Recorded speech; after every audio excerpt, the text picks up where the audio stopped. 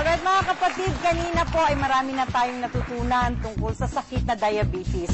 Ngayon naman ay magdadagdag pa po ako ng kaalaman tungkol dito. Isa pa rin po sa palatandaan ay ang pagtingin sa dila. Meron po tayong visuals dito ng pang-analysis. Kapag tayo po ay wala pang diabetes, makinis po ang dila, no? Walang lubak-lubak, walang guhit-guhit. Parang nauuka na bahagi sa ating dila. Ang nakikita po natin dito sa first picture na binlow up natin ay palatandaan na may nagsisimula ng diabetes, no? Kaya po hindi na ganun kakinis ang kanyang dila at may mga maliit na bitak na. Meron na po siya nagsisimulang bitak dito at lalo na pong lalaki yan kung kakagatin niya yung dila niya. So pwede po kayong humarap sa salamin at makikita po ninyo ang itsura ng inyong dila. Sa second picture po natin, abay lumulubha na po ang kondisyon. Medyo matagal na po ang diabetes ng taong ito at dahil mas malalim na yung crack at mas madami na rin po ang nagbibitak-bitak. Itong picture po natin ay palatandaan na grabe na, no?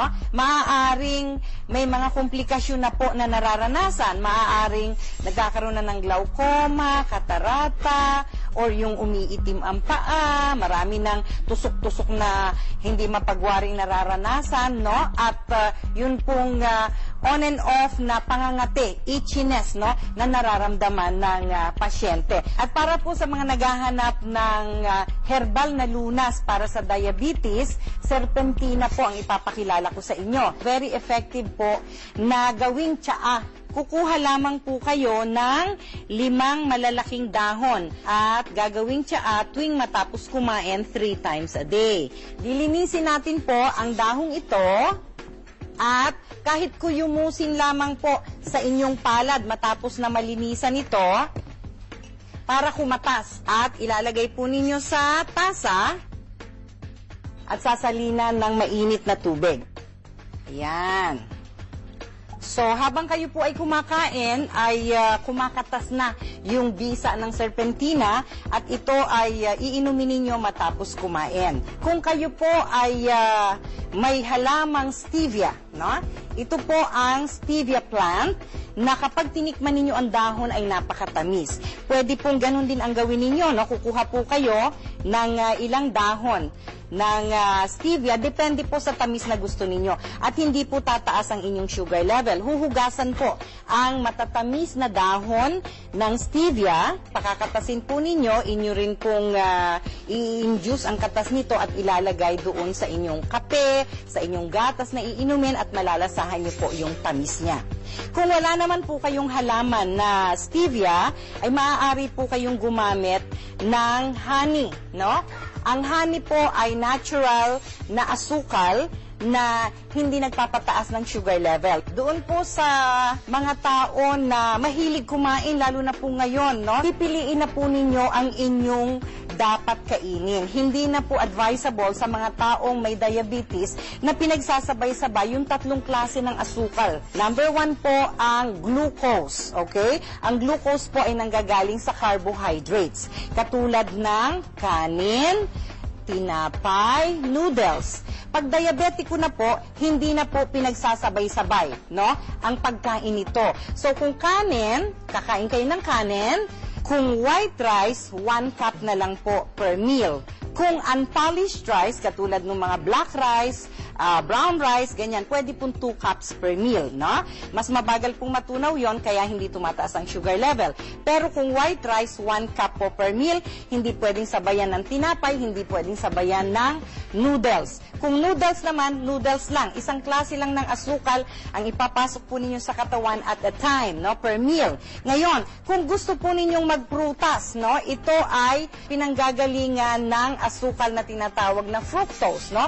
Bukod sa glucose, ito naman mga prutas na ito ay magdadagdag din ng asukal, kaya hindi natin isasabay sa glucose ang fructose. Kung gusto po ninyo magprutas, prutas lang, no? At ito ang pinakamatabang na prutas kasama ang singkamas na pwede po ninyong kainin, no? Kung mabubusog kayo sa peras, kahit 2 o 3, pwede po, hindi tataas ang sugar level. Pero kung manggang hinog, isang pisngi na lang po ang kakainin ninyo. Ganon din ang napakatamis na pakwan. So, mas maganda po, maputlang pakwan, makakakain kayo ng mas madami. Katulad nga pala ng nandito sa bahaging ito, no? Itong matatamis na inumin, mga tsokolate, matatamis na mga cupcakes na yan, no? Ito po ay pinagmumula ng tinatawag natin na sucrose, no? Ngayon, sa puntong ito po ay sasagutin natin ang ilang mga katanungan ng ating mga kapatid. May message tayong tinanggap mula po sa ating email. From Sampaloc, Manila po ito. Si Estrella Cruz. Ang tanong niya, may diabetes po ako, nangingitim na po ang aking binti. Ano po kaya ang nangyayari sa akin? Paano po ito ibabalik sa dating kulay? Magkakaganito po ang inyong binti kung hindi natin i-manage ang ating pagkain. So, you can go for low carbohydrate diet or zero carbohydrate diet. At small frequent meals po ang maganda para sa mga diabetiko. Doon sa problema ni Estrella, kung paano maibabalik ang kulay ng kanyang balat na nangingitim na, ini-impose natin ang disiplin sa pagkain, ang pag-inom ng serpentina. Ngayon naman, nasa linya po naman si Elias Nora ng Marikina. Alright? Hello, Elias. Happy healing morning po. Magandang umaga din po. Ay, Mang Elias. Opo. Isa po akong diabetic at madalas pong nangangati ang aking balat. Aha. Ano po kaya ang ibig sabihin nito? Naku, Mang Elias. Ang ibig pong sabihin yan ay tumataas ang sugar level nyo. Sa tuwing may nararamdaman po kayong parang gumagapang sa balat, palatandaan po yan ng tumataas na sugar level. Sana po ay ayusin ninyo ang inyong diet, no?